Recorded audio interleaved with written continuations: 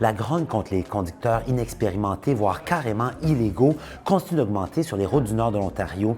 Mais ce phénomène ne se produit pas qu'ici dans le nord. Partout au pays, les conducteurs responsables pestent contre cette situation. Or, ce matin, au Québec, ils ont bien compté se faire entendre.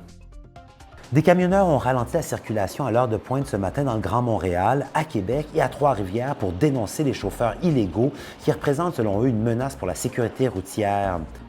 Les chauffeurs illégaux sont aussi surnommés chauffeurs Inc., même si, dans les faits, ils ne possèdent pas leur propre camion. Ils travaillent plutôt pour des entreprises qui leur demandent de s'incorporer dans le cadre d'un stratagème pour se soustraire au paiement de charges sociales.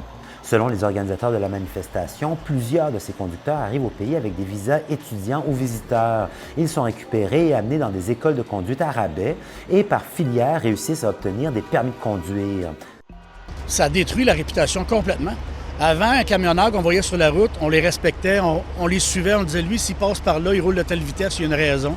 Puis on les respectait, on restait en arrière et on le regardait. Mais présentement, ça fait un bout qu'on le dit, même des médias de transport.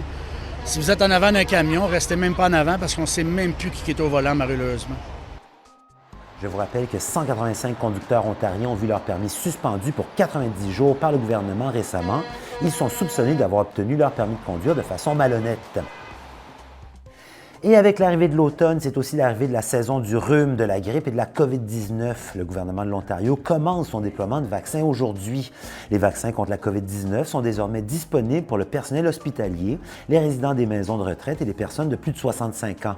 La semaine prochaine, ce même groupe pourra se faire vacciner contre la grippe.